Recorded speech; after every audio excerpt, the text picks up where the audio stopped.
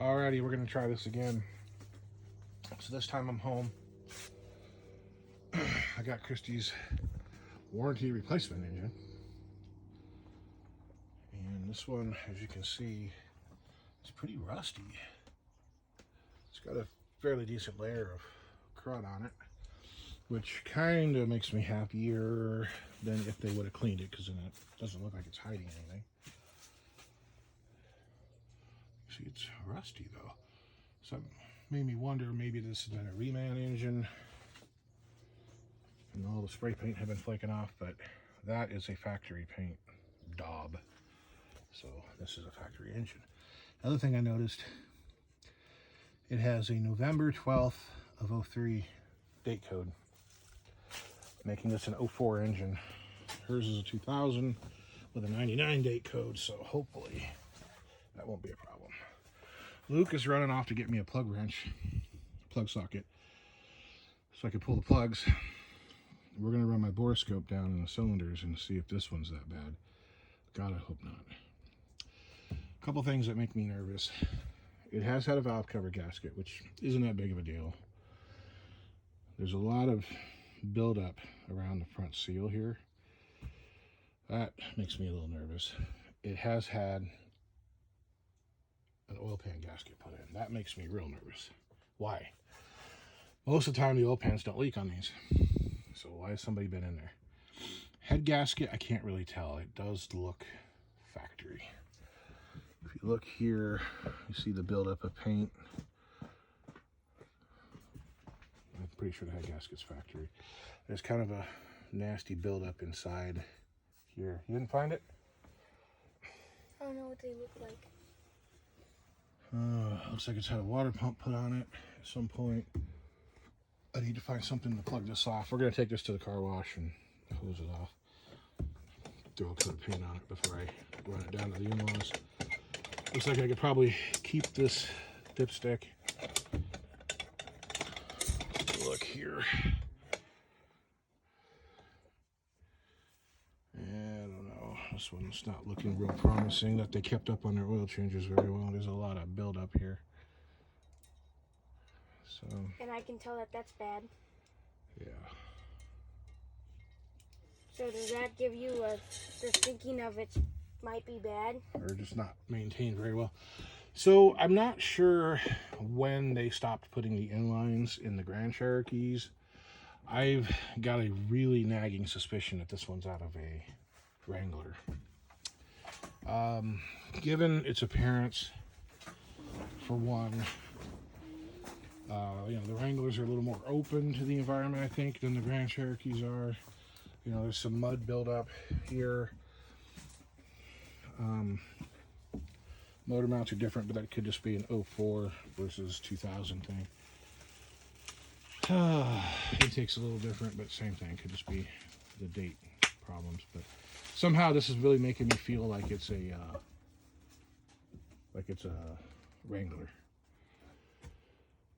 Still got the split exhaust manifold. I would really love to try to fit that to my Wagoneer.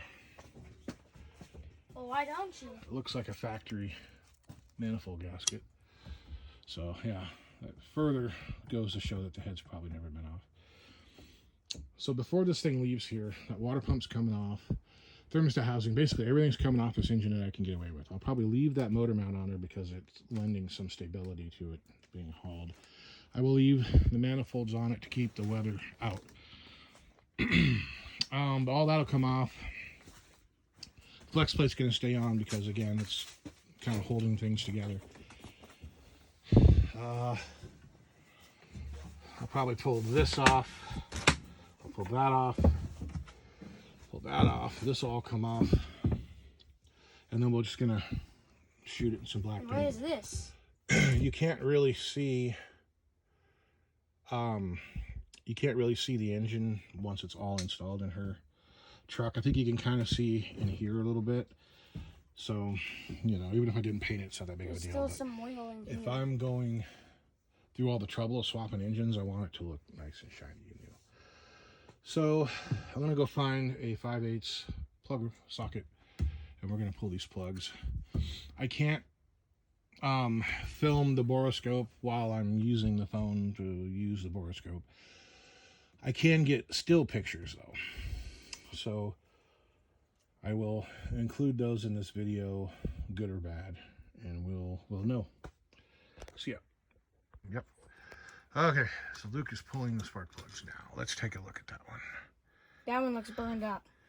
It does look burned up. It looks like like something overheated. No. Looks like a lot of MMT fouling and then maybe fuel. Smells like raw gas. Can I see or smell? Oh yeah, it definitely does. Okay. And that gives us another sign that the engine might be bad. Well, it's not oil and it's not overheated. So. This one again. And there's golden stuff on my hands. MMT. Why is there golden stuff on my hands? It's mud. Mud? Yes. Why is the mud gold? Well, it's like clay. And this engine as well is supposedly from Jersey. Is there clay in Jersey? I guess.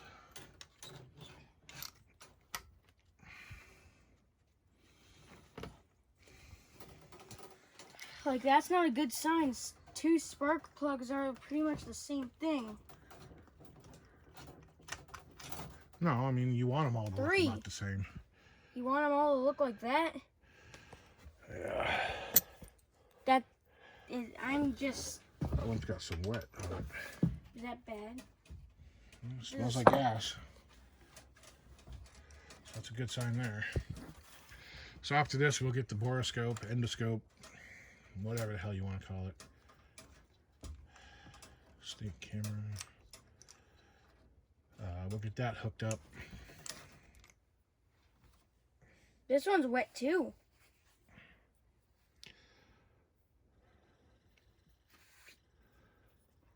What happened to all these spark plugs? Well, they don't look bad. They It don't? could just be old nasty gas that's on them. I don't know how long this thing sat. Wait, what? I don't see any damage on it like it was wrecked. What do you mean? You think that's just gas? Looks like something got burnt. You know. Oh, that one. Look at that one. That See, one's now like, that's number 2, and that seems to be the one. Some research I did after I discovered that the first new engine was blown up. And it seems like number 2 is the one that leans out and blows up. Here, take that. really? We're on our last And this spark is plug number now. 2, and as you can see, it's a lot cleaner than the other ones, but it still looks about the same. And these plugs are about wore out. Good thing. Champions. This engine supposedly had 160 on it. And these, yeah, these look like, if this was the first set of replacement plugs, that's about what they would look like at the change interval. That one looks pretty dry. Yep. Okay, so now we're going to get my camera down in there.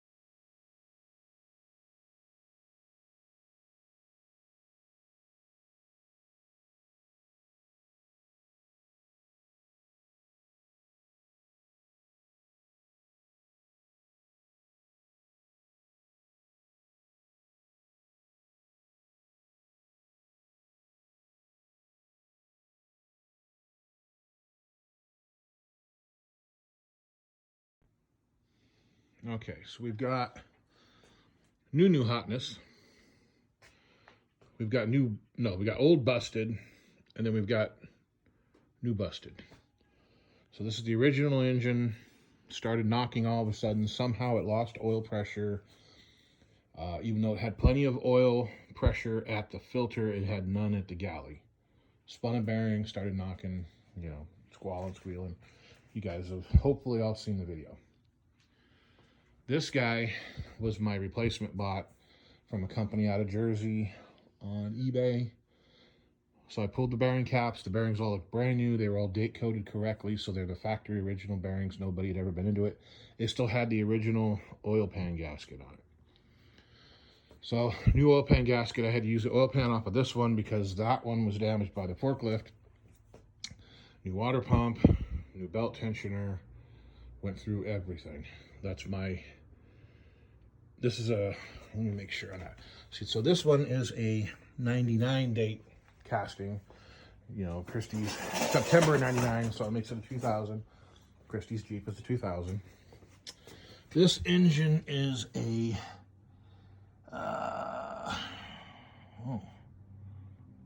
this is 1406-2000, which is weird.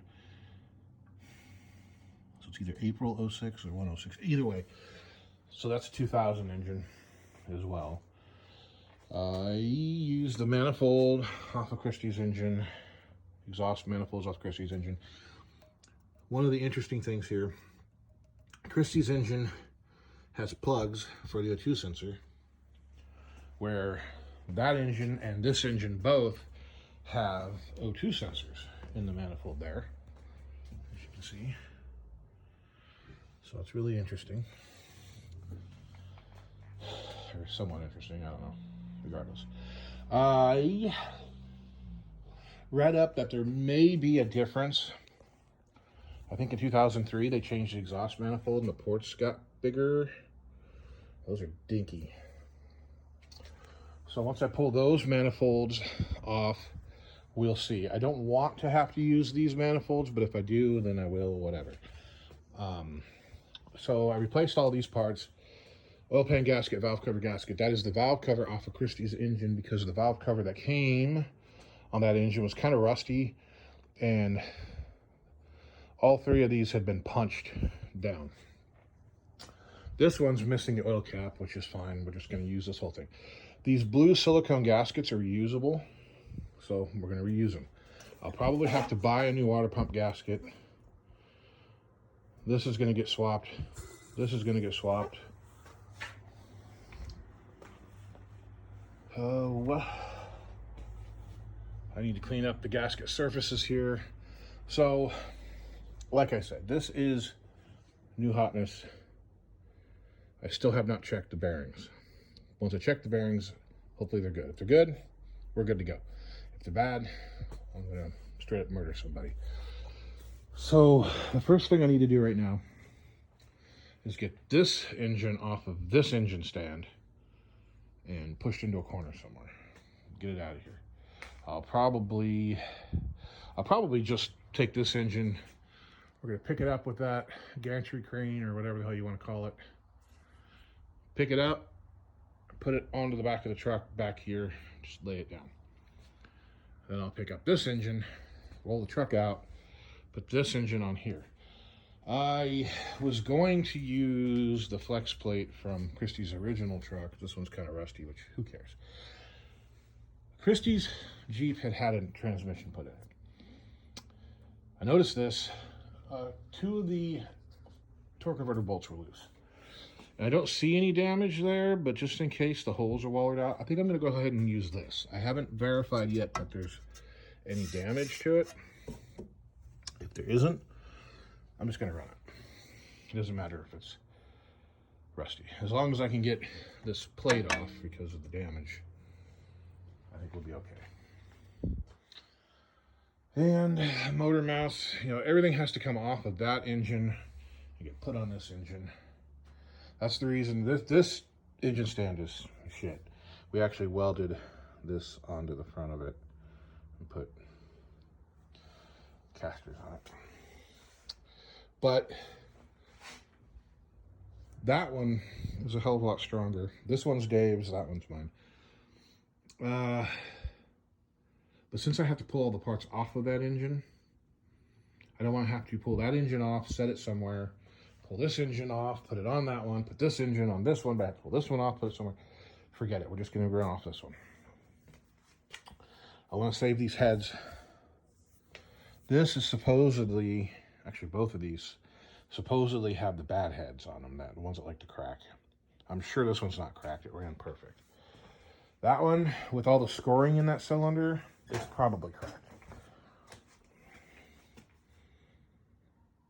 Yeah, I'm looking for a casting number here. I think it's 0331. They're the ones to avoid. You can see this is the factory valve cover gasket. I don't see any casting numbers anywhere. Just that number there, and that's like NI2 and 12. I don't know. I have to do some research to make sure. Either way, I don't care. Like I said, there was something I read that said that these ports are different on that engine, that head. So we'll have to verify. Yeah. I don't know. Let's see. Oh, there we go. There's some numbers. Hold on.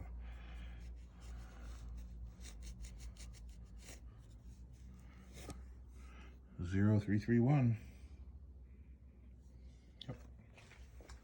And diesel one says 0331.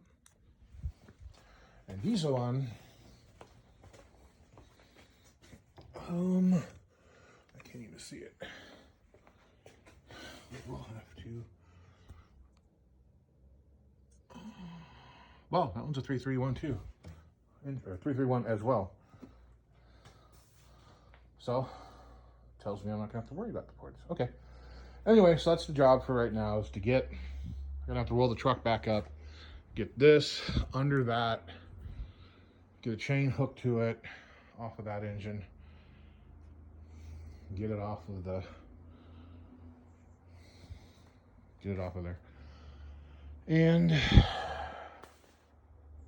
back the truck back up in here, drop the engine on there, unhook all this, cut those straps, pick this engine up, put it on here, start swapping parts. So I should be able to have all that done today. Maybe if things go well, I'll have the engine back in there tomorrow, get it all buttoned up, get it running, maybe have it done, which would be great. But if not, then by maybe Wednesday, have it running and driving, test driving, made sure it's good, go home. I'm driving it back home. I'll leave Whitey here.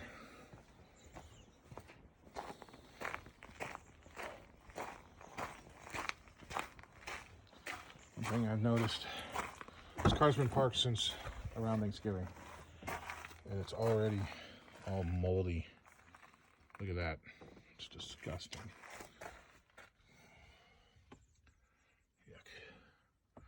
This thing's gonna need to be cleaned. I bet you Luke's seat probably looks like a Petri dish. The kid's a slob.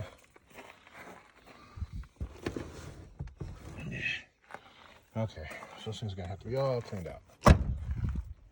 But that's where we're at. Oops.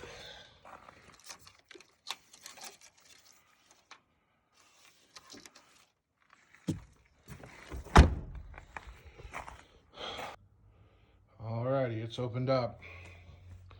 I'm not real happy at what I see here. Whoever owned this engine ought to be damned ashamed of yourself. See this heavy layer of sludge all over everything. Haven't pulled the rod cap yet. I'm gonna do that. It's not the end of the world, but I'm just not real enthused. I mean, you should see the oil pan. Look at this mess down here in the bottom.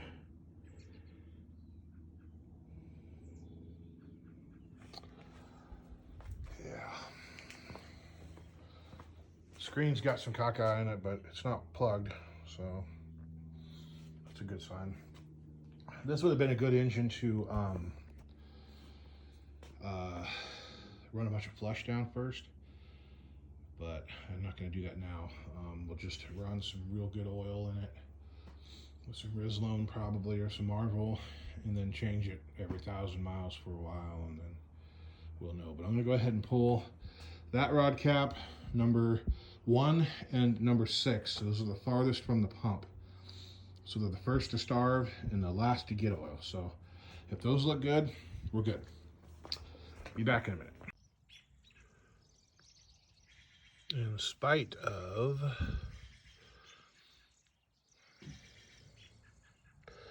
some dirt scratches, but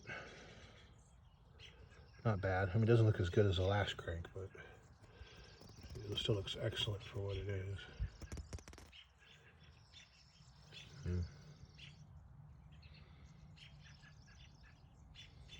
Yep. Oh, let's see. Well, they're showing 12 of 03. They're also showing +1. That kind of scares me. Why would these things be 100,000ths over? But they look like the original bearings, so. Oh, we're gonna send it. I think it'll be all right. I'm gonna check number 6, and then we'll be back. Yeah, you can see down in here, these ports, the valve heads are really clean. In spite of the lack of oil changes. Look at that, even the port is clean.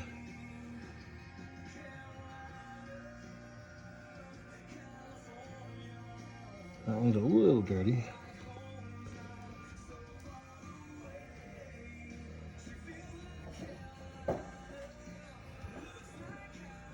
Yeah. Okay, next we're going to pull the valve cover and get a look at the inside of it. I'm not enthused about it. We'll see though. And there we are. I didn't bother to show the other bearing because it looked just like the first one. Skirts look fine. The valve cover was sludged up pretty bad, but not as bad as the pan. But it's all put back together and ready to put in. So tomorrow we'll clean up this mess, bring the Jeep back in, and drop it. So we should be good. There it is. Third time's a charm. Hello, people.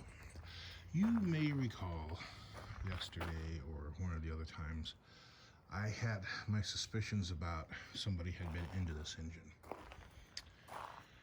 Now, the rod bearings appeared to be date coated. I don't know, you can see the engine actually looks great. There is no ring ridge. Yeah, just the tiniest little bit. Still a bunch of crosshatch pattern. Everything looks great in there. Same thing on the head side. Somebody has definitely been into this engine. That is a Felpro head gasket and is not for use. The other reason, I can't remember if I pointed it out. If not, whatever, here we are again. If you look at the back of this, that's just bare cast iron. Gray. Nothing fancy, nothing special. No paint on it whatsoever. These engines were black from the factory. Now you look at engine number 3, and you see all the black all over it. It's kind of gray down there, but you see all the black overspray. We look at engine number 2. Same thing. Black overspray, and there's the orange daub. You remember engine number 3 had a line there. And so both of those two engines are for sure factory. Whether or not somebody's been into them, I don't know. If I remember correctly, I was pretty sure that this one still had a factory head gasket.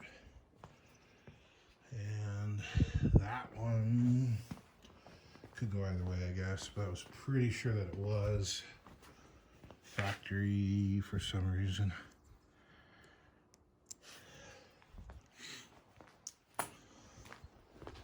So, I want to wipe this off. Get this stuff cleaned up. We're having a real late start today. Looking back here, there's no paint daub. I should pull the rest of the bearings and get a look at them. I don't think I'm going to do that. That's just a waste of time. I'm saving this head because that's supposed to be a pretty kick-ass upgrade for the 258. So put a 4-liter head on it. So I've got a good head. Why not? Hold on to it. There's no paint daub on that head. Maybe it's had a head put on it since these things are so prone to cracking. I don't know. Maybe somebody's been in the bottom end. Again, I don't know. I don't see any stampings that say 40 over or anything like that. Just looks all standard. So yeah.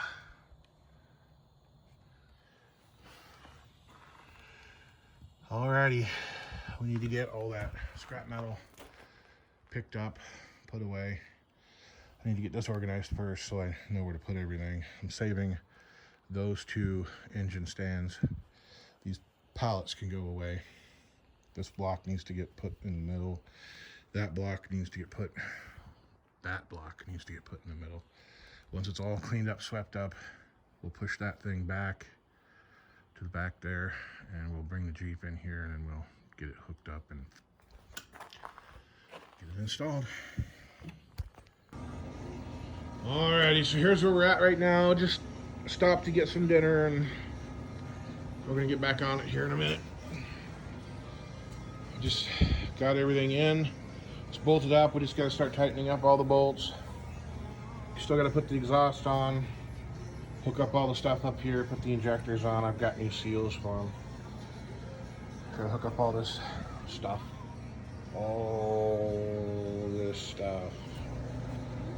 I gotta tighten up the converter bolts. I'm gonna go do that right now. Yep, that's where we're at. Okay, that's a good stopping point for tonight. We got most everything hooked up. We still need to get the injector rail in, throttle bracket here. Fuel line needs to get put on. Airbox. I'm gonna fire it off before we put the radiator in it, just to make sure it's gonna run, not knock or anything.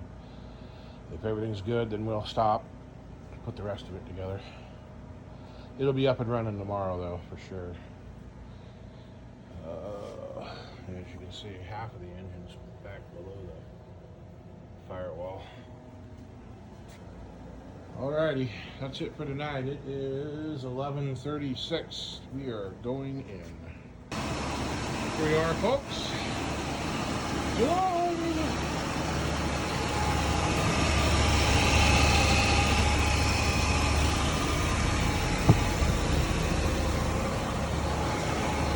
Still got to tighten up airbox. Running good.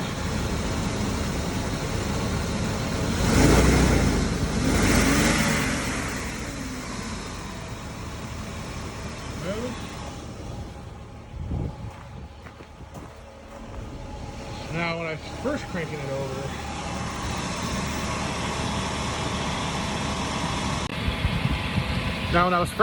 over, it was cranking over really uneven, and there was even some mechanical clicking as it was cranking, which I think was just dirt in the ring gear, but it scared me a lot. I'm not pulling this thing back out. I'll burn it. So I cranked it over enough to get some oil pressure up in it, and then I hooked up the coil, hooked up the fuel injectors, and it fired right off. And it ran, and it had a mist to it, and a lot of lifter noise. And then it blew the tranny cooler lines. I just had them looped together. I didn't have a clamp on it. Blew that off, made a hell of a mess. So we got that cleaned up and put some clamps on it, rolled it out here, fired it off. I ran it for like 2 minutes. It started to smooth out. So I went ahead and got the radiator and everything in it and started it back up, and it smoothed out. It was running pretty good on about 5.5. It had a lifter tick, tick, tick, tick, tick, tick, tick. And so it was that cylinder, of course. But then, as you could hear, it went away. Now it's running just the way it's supposed to. It doesn't smoke, doesn't knock. It's got 45 to 50 pounds of oil pressure hot at idle. I think we're doing pretty good. I don't see anything leaking yet. Not yet. I still need to put the AC condenser in it. We're a little low on coolant. About a quart. Nothing to worry about. I'm just going to fill up the overflow bottle, let it cool off. And then you got to put the bumpers and lights and everything on it. Take it for a test drive. Theoretically, I could top up the coolant, top up the training fluid, take it for a test drive like this, which is probably what I'm going to do. But yeah, we'll see. And here we are, back at home, crap home. So as you can see, the Zhjeep is back together. It is beautiful, pretty, oh so pretty. And so we just drove it, 75 miles home. Didn't have a lick of trouble, nothing weird. Ran between 40 and 45 PSI oil pressure, idle, hot, about 50 going down the highway. I don't see any leaks anywhere, nothing weird. Let me show you this. Oil is dirty already, just in that short drive. So it's not real dirty, obviously, but dirty enough. So we are going to continue to drive it. I will put, I don't know, 1,000 miles on it, maybe a little less, and we'll change the oil. So I don't see any oil spotting in the back here, indicating any kind of a leak. I don't see anything on the ground. So it's looking pretty good. So we got it all put together yesterday, took it for a test drive, and it did well for the test drive. It was fine. It felt really sluggish though. It didn't have any power. And one of the things I noticed is that the cam sensor isn't quite in the same position as the other two engines were. Excuse me. And I don't know what effect that would have. It's basically a distributor. But since the computer actually controls the timing, I don't think it would have much of an effect, if any. But one of the problems we discovered is I stopped at the gas station to get some JoJo's and Mountain Dew, yum, and the right rear wheel was smoking, and I could smell it. So we had a caliper dragging, which was amazingly odd. So we get back to the house, pull the wheel off. There's brake fluid dripping from the banjo bolt, and the caliper, I could get it to release. It wasn't too difficult, but apparently it was sticking just enough, I don't know. So we went and bought a caliper, put it on. And I got lucky enough that the parts store down there would honor my employee discount. So that saved us about 25 bucks. So got that put on, got the brakes bled, got the hood put back on. Took it for another test drive, and it definitely feels like there's more power, which is pretty good since we don't have a wheel dragging, but it did fine. I mean, it's not a hot rod. It's a 6-cylinder and a 4,000 pound Jeep, but it does fine. We're going to go take it for a test drive here pretty quick. Let's see how well it does. Maybe we'll take you guys along for the ride. Alrighty, here we are. You see no check engine lights. We got plenty of oil pressure. We are doing fine. We got the tires aired up. 38 pounds. They were down at 22, and it rode nice at 22.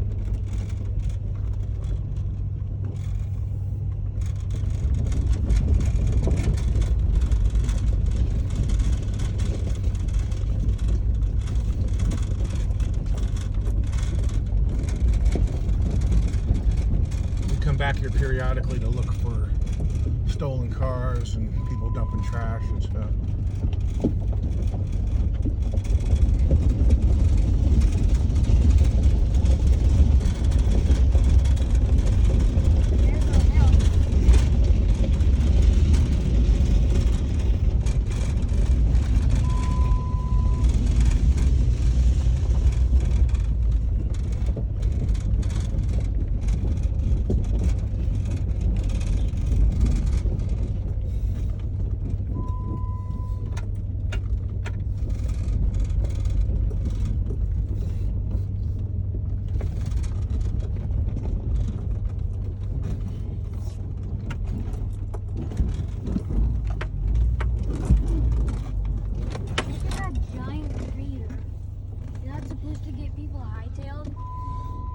No, he built a motorcycle track over there.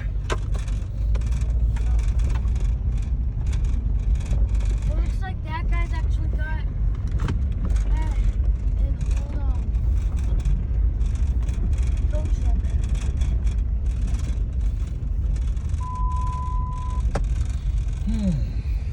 Well, I'd say he did pretty good. Hello. So it's been just about a week. I think tomorrow will be a week that I've been driving the Jeep, the Black Zhjeep. So this week, Monday, Luke went back to school for 2.5 hours a day. So I take him to the bus stop in the morning. I pick him up just before noon. It's supposed to be 8:20 in the morning, and then pick him up at 11:55. Well, the bus driver's been there. You know, I come rolling up at 8:45, and she's there waiting for me. So I came up today at 8:35, and she was there. Although I don't think she'd been there very long. But it's like, okay, when am I supposed to be there? Regardless, it's been just about a week that I've been driving the Jeep. I did go, after I dropped Luke off in the morning, I'd go out to the junkyard, and I got a few things. And I did that yesterday, I did it today. So, thing number one, what did I get? I can't remember now. One, I got a Centex mirror off of an Escalade, but the temperature, thermometer ran about 10 degrees hot, and the auto dimming function didn't work. So I took it back and I got another one today. Today is Wednesday. I did not go yesterday because my hernia was really painful, and I'm going to have to get that fixed. Today, I feel pretty decent. So, yeah, what we did today, I will show you right now. Come along. So back before this blew up, when Kristy was driving it, it got to the point that it was stalling. It would just stall out on her at traffic lights. And then sometimes she said it would miss. Or cut out, you know. I thought, now her turn signals would quit working at random times. Like more often than not, they wouldn't work than they'd work. So I put a body control module in it. And that didn't fix the turn signals, but that's when it started stalling, or at least when we started noticing it. I was going to put the original one back in it, but as I started looking online for other people's complaints, the overwhelming consensus was the crank sensor. So even though this thing hadn't actually died while you were driving, like everybody else's had, I did notice going down the freeway, I-5, on Saturday, I thought it downshifted, but it actually the engine had cut out for a second and a half, and it came back on. So it went out of overdrive for that moment. When I got off the freeway, I stopped, and then I went to the next red light. And when that light turned green, I hit the gas, and nothing. I looked down, oh, the engine's not running. So I started it up and went to work, and everything was fine. I noticed on the way home a couple hiccups, just, like that. It didn't stall, it just, So Monday, when I took Luke to the bus stop, I noticed that it quit for 2 or 3 seconds. It just quit going down the road, and I bumped the throttle twice, and it started back up, and which I don't think had anything to do with the throttle. Went to the junkyard. It did hiccup once. Went to the gas station on the way back for JoJo's and Mountain Dew. I started it up, and it quit, and then started right back up again. And then it hiccuped again on the way home. So I went ahead and said, screw it, I'm putting a cam sensor in it. I had bought one, and I don't want to put it in because, frankly, I'm tired of working on this thing. But the other reason I didn't want to put it in is because of where it's located. Let me show you. Okay, so you can't actually see it, but see that bolt right there that's missing? All that bolt does is hold a, there's a wire loom, and there's a clamp that goes around the wire loom, so it just kind of holds the wire loom in place. That's all that bolt does, so I'm not too worried about it at the moment. But right behind that bolt, right about there, on top of the bell housing, is the cam sensor. And then the wiring runs around the back. Let me pan out there. Runs around the back of the engine over to the other side, and then connects in that ganglion of bullshit. So, what I did, I'll show you the cam sensor, the old one, crank sensor, sorry. This is the crank sensor. So, this goes in the top of the bell housing like that. Wire harness goes over the top of the bell housing and around the back of the engine. It plugs in. This bolt goes in from the back. There's a tab coming straight up, about 2 o'clock maybe, and the bolt comes in from the back. So you have to get underneath the Jeep, reach up around the drive shaft, around the suspension arms, around the tranny cooler lines, wire harness, all that stuff. Get to that bolt with a long extension and go out by the transfer case, pull the bolt off. And then you have to come up here, take the air box and snorkel off. Disconnect all these vacuum lines, everything. Reach around through here, back inside there, and blindly pull that crank sensor out and put the new crank sensor in. And what I also did is I took that old zip tie, taped it to the new crank sensor, and used it to pull the wire harness around. That's why my hernia was bugging me, because I was bent over the hood of the top of the radiator. All this, bent over all this, stretching, reaching. I'm done. So, I put the crank sensor in. No more hiccups, no more stalling, and amazingly, it actually runs perfect, absolutely perfect. Smooth as glass.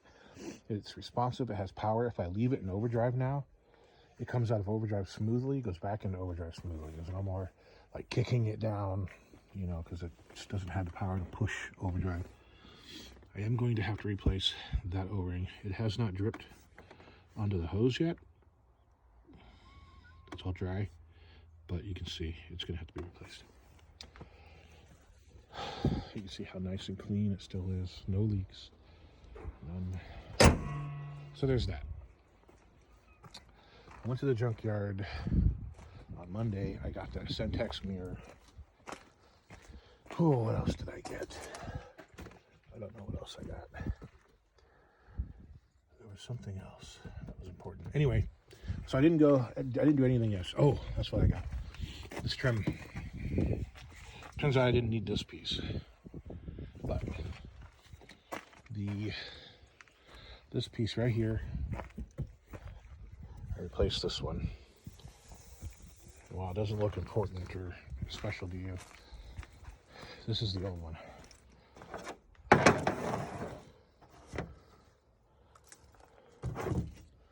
So you can see it's all bubbled up, all rusted inside. The metal is rusted out inside, and it's gone. There's just nothing left of it. It's crispy as hell. Just completely rusted out. So I got those two off the door. I got the turn signal switch. That was the big thing. Because when I was trying to figure out why the turn signals were quitting, I put a new turn signal switch in it. This truck being a Laredo, it didn't have factory fog lights. Somebody actually cut the fog lights off of a Limited and screwed them to the Laredo bumper. So they look factory, and they are factory fog lights. They're just not factory. This bumper isn't a factory fog light bumper. This truck didn't have factory fog lights. All the wiring is here for them though. The problem was when I replaced this switch, it didn't have like this function right here. See? Fog lights on, fog lights off. So the switch I replaced it with didn't have that function. I took that out of it. And this thing, God, you smokers out there, this thing had gray interior, but it was orange. And it was just, I mean, the headliner was friggin' brown. It had so much tar on it. When I took this plastic off, it was just loaded with cigarette ash. No. So I got that. I got the rubbers. I got the Syntex mirror. Didn't do anything yesterday. Went back out there this morning and exchanged the Syntex mirror. I got another one. This has nothing to do with the Jeep, but to those of you who don't know, this is a Syntex mirror. You find them in GM products, Tahoe Suburbans, Escalades. This one is out of a Denali. But here in this corner, you've got a thermometer and a compass. It's supposed to auto dim. It's got the little photo cell there. It's got another photo cell there. So it's supposed to auto dim. And it's also got a function where it will auto dim your side mirrors if you have them, but you know, whatever. You guys know me in the Courier and the Jeep both. I put the overhead console in so I could have the compass and everything. This is just a much less bulky way of doing it. But whatever. So I went back this morning. I exchanged that. Kristy's Jeep has the Infinity sound system, so it's got the CD changer, which we may or may not use. But as you'll see, it's missing the magazine. I can get the magazine for 30 or 40 bucks on eBay. The Smoker's Delight had one, so I bought the whole damn thing, and we're going to take this magazine and put it in there, see if it works. The other thing I need to do is this bastard. This is a door check. Door stop, door brake, door holder, whatever. This is the one out of Kristy's Jeep. As you can see, this plastic piece is what actually rides in it, is broken off. So the metal is just sliding, like with no resistance.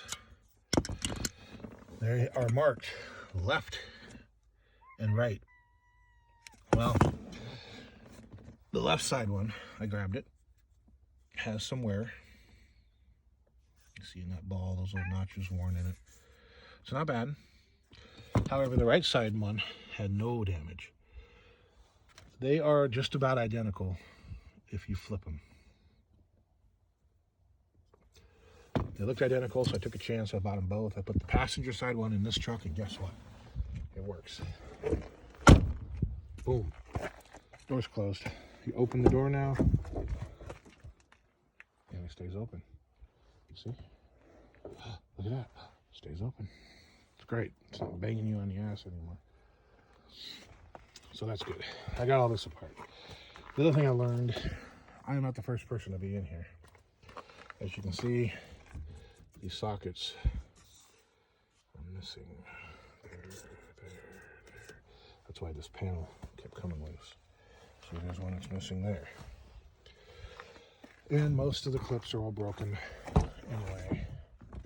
So I was going to grab the door panel off of the 04 that was there, but it was in worse shape than this one. So I didn't. See all these? See, that one's clearly broke. That one's clearly broke. Those are wrong. All those are broke. So we're going to grab the clips off of that other one. Maybe I'll get it from the dealer. I don't know. Don't care. But that's what I did this morning. That was today's job. Well, so far. I still need to go pull the